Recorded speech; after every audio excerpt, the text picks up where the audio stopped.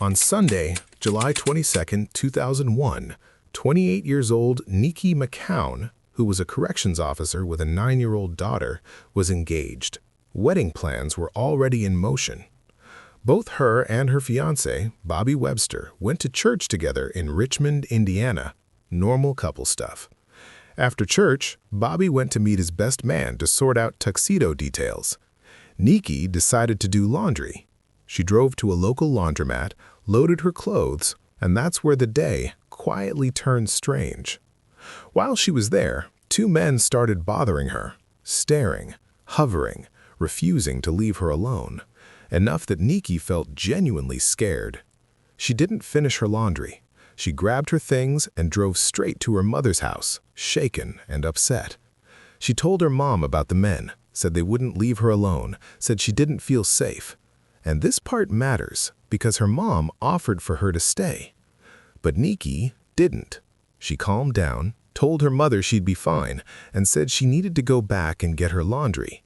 That was the last confirmed conversation anyone ever had with her. Later that afternoon, surveillance cameras across the street from the laundromat caught Niqui leaving the building. She was alone. She wasn't being followed. She didn't look panicked. She loaded her laundry into her GMC Jimmy and drove off. And then she vanished. She never went home. She never met Bobby later that day. She never picked up her daughter. By that night, people were calling her phone. No answer. The next day, Bobby went to the police and reported her missing. And almost immediately, things started feeling off. Instead of postponing the wedding, Bobby canceled it completely. Not delayed, canceled. Then he tried to get refunds, the venue, the tux, everything. He even went back to the jewelry store to return the wedding ring. The problem was, Niqui had paid for it. Employees said Bobby became upset when they refused. Later, he claimed he needed the money to search for her, to buy a cell phone, to keep going. Police asked him to take a polygraph. He agreed. Investigators later said he failed. Bobby has always insisted he never saw the results and that he's innocent. The important part was that police never had physical evidence tying him to Niqui's disappearance. Eventually, he was dropped as a suspect. But suspicion doesn't disappear just because paperwork says it should. Weeks passed. Nothing. No sightings, no bank activity, no phone pings. Then, 3 months later, something surfaced. In Dayton, Ohio, about 45 minutes from where Niqui lived, police found her SUV sitting in an apartment complex parking lot. Unlocked. Abandoned. The door lock had been punched out, the ignition tampered with, the stereo missing. But inside the car?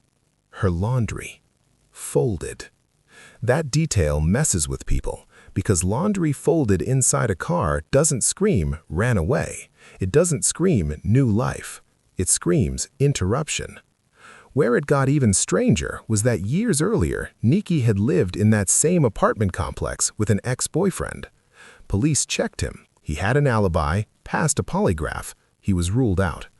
But Niqui had also made a phone call on the day she disappeared to a coworker in Dayton asking about hair and makeup products. The coworker lived less than a mile from where the car was found. So the question became, did Niqui drive to Dayton herself?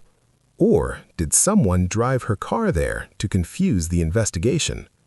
And this is where the story quietly changes direction, because there was another man in Niqui's life, a coworker, a corrections officer. His name was Tommy Swint. Years later, Niqui's sister publicly revealed that Niqui and Swint were having a relationship before she disappeared, a secret one. Swint lived near where Niqui's car was found. And Swint's name didn't disappear with time. It got darker. In 2010, police linked Tommy Swint to the murder of a woman in Dayton from the early 1990s. DNA. Fingerprints. The evidence was strong enough for an indictment. The day he was charged, he took his own life. After his death, police openly said they believed Swint was the prime suspect in Niqui McCown's disappearance. They also believed he may have been responsible for other crimes.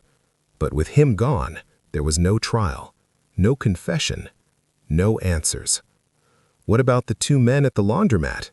Never identified, never found. Surveillance confirmed Niqui left alone. Every lead either collapsed or ended with someone dead. Niqui's remains have never been conclusively identified. She is still officially listed as missing.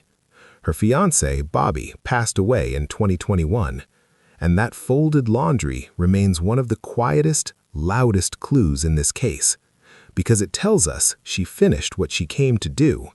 She expected to go home. Somewhere between a laundromat and a parking lot, Niqui McCown disappeared.